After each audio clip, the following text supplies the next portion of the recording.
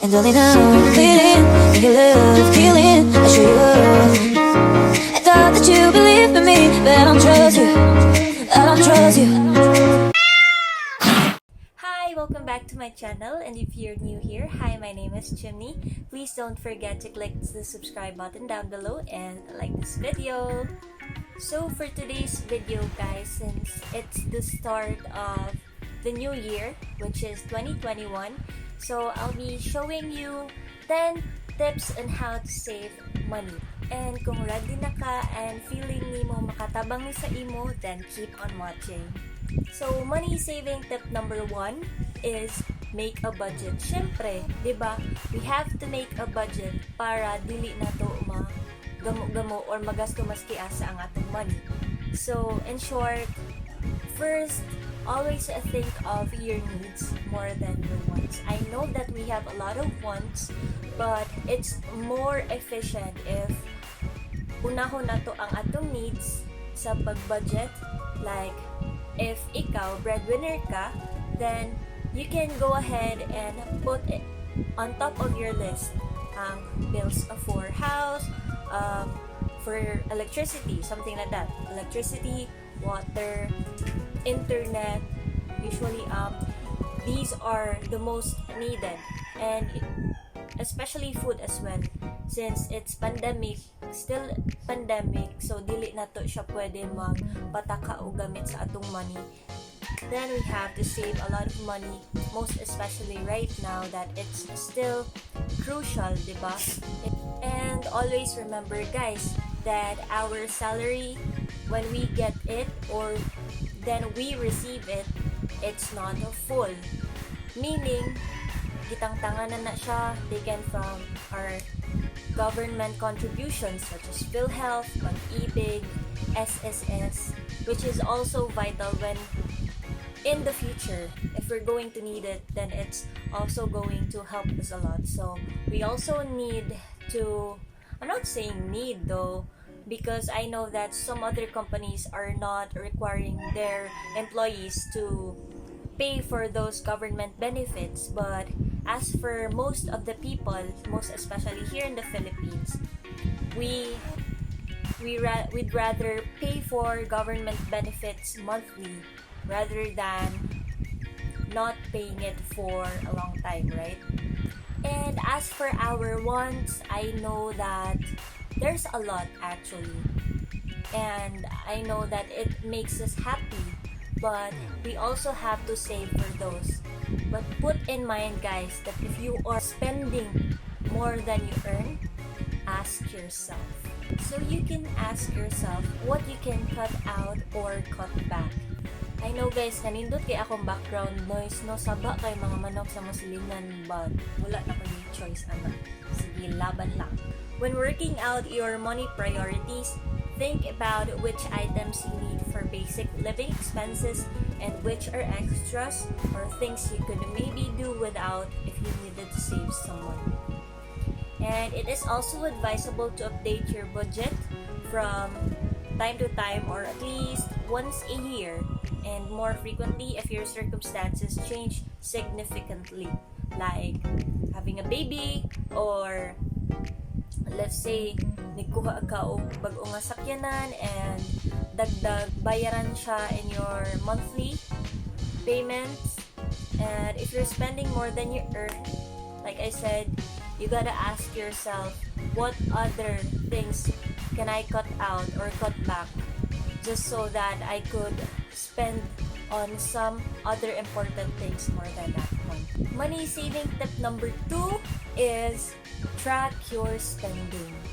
So, easy lang siya guys, because it means that you should track your spending from day to day just so that you will not live beyond your means. Meaning, kay bawta asaan nato gigasto, dili sad noon pwede na we are spending more than our salary, because that means there's debt. I know some debt is debt or utang. I know that it's okay and it helps, right? But there's some other unnecessary things that sometimes magkautang ta, and that is something really suspicious, guys. But you can go ahead and track your spending from day to day living so that you will be able to manage your money as well. And always remember that the thought of having to track our spending wards off impulse purchases.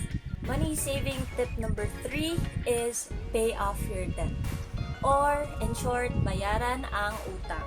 So guys, murag karon nga pandemic, dako-dako gyud ato ang nautang siguro, or wala ko kahibaw sa inyo ha.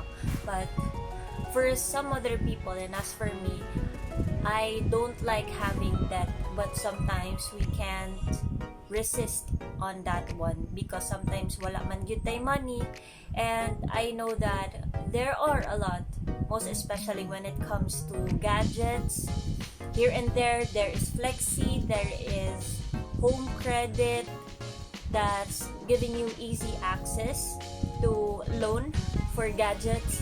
And take note guys, not everyone has 0% interest. So it is better to think wisely on what items you're going to get and on how much is the interest that they are going to give you, or you are going to pay them back in return. And always take note that paying your credit card in full and on time is the best way to avoid interest charges and late payment fees. Money saving tips number 4 is open a savings account. I know that there's a lot of us who has already savings account, and it's a really good start guys. Maski ari lang sa siguro ta sa na ay 3,000 remaining balance, or like BPI. Ako before I have BPI. So ako remaining balance lang ana is 3,000 pesos, and then only na siya og withdrawal, because some other ATM does have no remaining balance, but you have to pay an amount every time you withdraw or check, and it's a hassle kay mo bitaw, di ba, nag-save ta kay para natay kwarta unya magsigilan tagbayad kung mag-check ta or mag-withdraw ta. So arita sa mga ATMs na let's just say plans nga na ay unlimited withdrawals and inquiry. Ito. And when I mean savings account guys, it's not the savings account nga if wala na may kwarta karon kay kuhaan ninyo. What I mean by savings account are those like emergency funds for savings. Let's just say simba ko lang palayo, that's for hospitalizations, burials, ayo lang sa nota, di ba? And there's also going to be for your future. Let's say like me, I'm at my 20s already, pero I still don't have a future savings for my family if I will ever be married. But I know some people who are saving up a lot already, like minimal amounts for different purposes in life.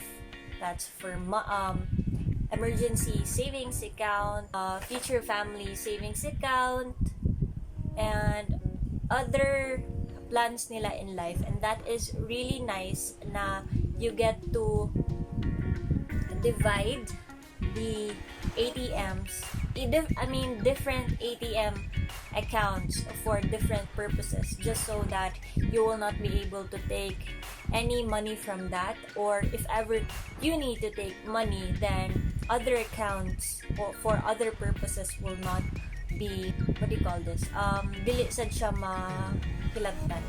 Get it?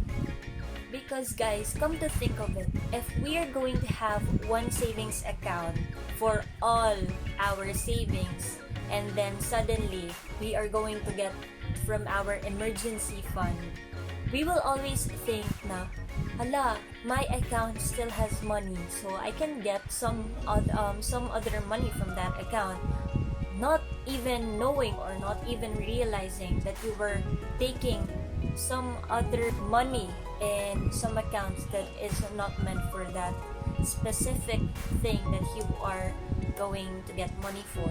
Money saving tip number 5 is focus on recurring expenses, meaning these expenses are your expenses on a monthly basis or every 15-day basis. Let's just say, katong kanina, your electricity, water, house. If you have phones, let's say paluwagan or monthly na babayaran, then those are recurring expenses.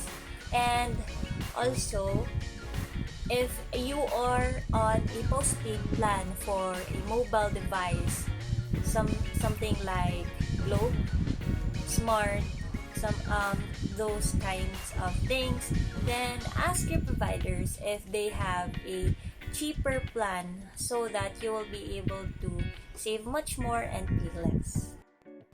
So I guess that's it for this video, guys, and part 2 of this video will be up next time. See you!